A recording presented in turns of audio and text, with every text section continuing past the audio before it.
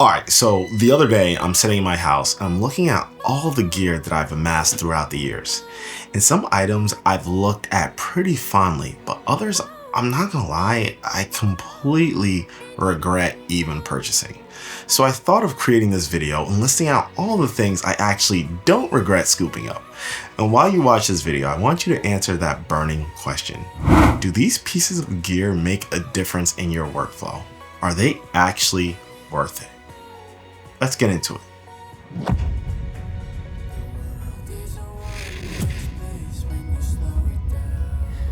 Now, before we get into this list, I just want to take a quick moment to introduce myself. My name is Reggie Bana, the owner of RBS Media Productions, and on this channel, I like to discuss all things related to the business of photography and videography.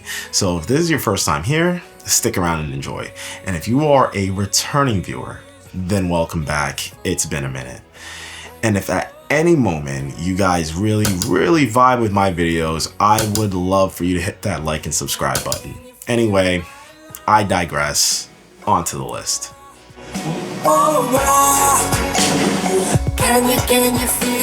First things first, get yourself an external monitor.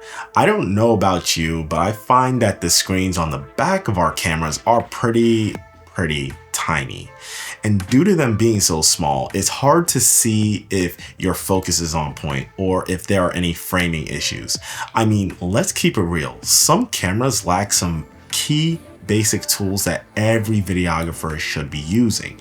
And I'm not saying that these tools make you as a videographer. I'm just saying that they sure as hell make your life infinitely easier. An external monitor gives you a larger screen for better viewing. Now, that larger screen provides you with a clear, detailed view of your shot, making it so much easier to see what's actually happening in the frame. The larger screen makes it easier for you to see if your subject is actually sharp and in focus. Imagine this, spending hours with a client thinking that you nailed focus and that the video is on point. You're excited to get back home and review the footage, only for you to find out that the footage isn't sharp at all and that you missed focus. Yeah, that would be absolutely devastating.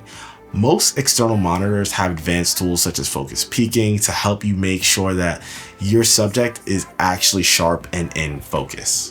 Additionally, the larger screen allows you to see any problems with lighting. With improved exposure tools such as zebra patterns, histograms, and false color, you could actually reduce the risk of overexposing or underexposing your footage. If you haven't ever dabbled in using some of these tools yet, you really need to. No lie, they are a game changer. Honestly, I could have an entire video on how great external monitors are, but instead of rambling on and on, I'm just gonna say they are awesome. And if you're starting off a career in filming, scoop one up. I promise you, it will be money well spent. I've had my Atomos Ninja for years now, and I'm telling you, it's the one piece of gear that I grab for every single video shoot. It stays in my kit religiously, and this isn't even a sponsored video or anything. I just really like this piece of gear. Hypnotized by the way that you. Secondly, I don't regret investing in some good glass. Now, if you want to instantly improve the look and quality of your videos, the one thing that you will need to do is invest in some good lenses. I have invested in a lot of lenses in my career, and I mean a lot. The camera captures the image, but the lens determines its quality. A high quality lens provides sharper details, better color accuracy, and minimal distortion, all of which are crucial for making sure you capture that high quality look. Even with a high-end camera, a garbage lens can limit the potential of your shots. I will never forget when I got my first camera and I started off using that kit lens. Bruh. That kit lens is absolutely trash. I think it was the 18 to 55 millimeter variable aperture zoom. Pure garbage. But the thing is, I didn't know how garbage it was until I scooped up a Sigma prime lens, and I think it was the cheap 50 millimeter f1.1 EF lens. And I'm telling you, overnight, my photography changed instantly because my tools changed. That one lens blew the kit lens out of the water. And secondly, lenses outlive the camera body. Lenses tend to retain their value, whereas camera bodies do not. And although camera bodies are frequently updated with new technology, lenses have a much longer lifespan. A well-made lens can remain relevant for decades and often retains compatibility with newer camera systems, making it a lasting investment. I mean, think about it. That's why vintage lenses are even a thing, because those lenses have a certain optical look that can't be replicated in post. And a high quality lens is your gateway to creative expression. Let's analyze the scene real quick. Ask yourself, how does this particular still make you feel as a viewer? If you were watching a movie and this scene popped up, emotionally, how are you feeling? Yeah, this is accomplished by having an amazing lens with a fast aperture. But look at how this lens helps to portray a particular emotion. No lie, camera bodies are sexy and they're exciting, but the lens makes a difference.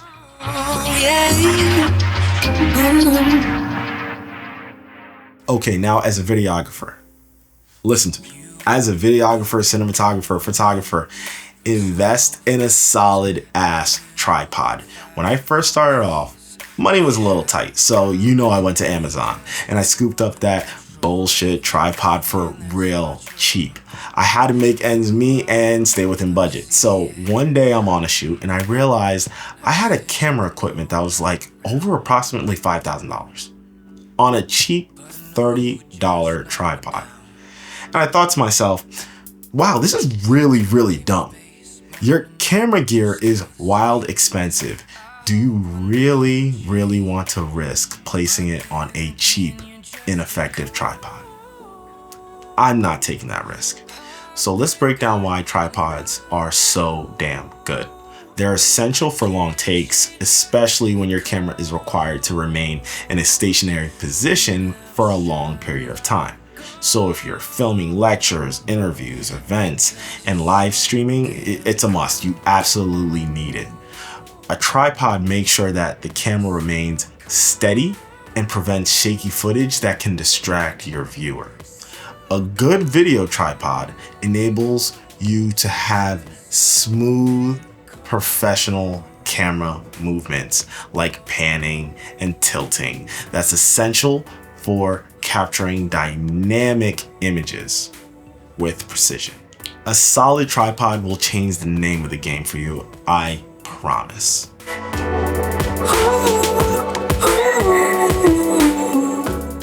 And lastly, one thing that I never regretted purchasing was a good audio system to help tell my story. Now, when it comes to audio, this is truly a rabbit hole that only gets deeper and deeper as time goes on. Let's put it this way. I've sat back and watched an entire video with the visuals that were probably not the best, but the audio was clear and crisp. But I will say, if the video has amazing quality, but the audio is trash, I'm not gonna watch it. No lie, I will immediately sign off if it sounds like you recorded the audio using a potato. So with that realization, I made sure to invest in a solid shotgun mic. So I scooped up the Sennheiser MKH-416 and I've loved the audio that I have from this thing. I'm not gonna lie, this thing makes everyone sound so damn good. Then I realized after I have a shotgun mic, I have to have some amazing lav mics. So that means that that I had to get the Tentacle Track E pocket recorders. So when I'm working with clients, I have a shotgun mic, then I also have a lav mic also recording audio. I make sure that I'm fully covered with clean, crisp audio. So imagine this, you're recording an interview and you only have one source of audio. You have your talent all mic'd up and ready to go. And because you wanted to cut corners, you only bought a lav mic. Now the interview is over. You sit down in front of the computer and you realize that the audio from the lav mic sounds like complete trash. Now you always have the scratch audio that's recorded by your camera, but that doesn't always sound particularly too good. So yeah, that happened to me before, and trust me, I had a very, very upset client. So after that event, I promised myself that this will never, ever happen again. So now I don't play games with audio, and I spend the time before filming to make sure I have several pieces of audio equipment recording the same exact thing. So I never have a system failure like I did before. And there goes my list of gear that I do not regret spending money on. When it comes to gear that I've amassed throughout the years, and yeah, things can get a little expensive for sure, but without these tools, there's no way that I would be able to create exceptional work. But if you made it this far in the video, I just want to say thank you for watching. And if you found this video to be informative, please smash that like and subscribe button for more and more upcoming content. And as always, I hope you treat yourself with love and respect. And until next time, peace.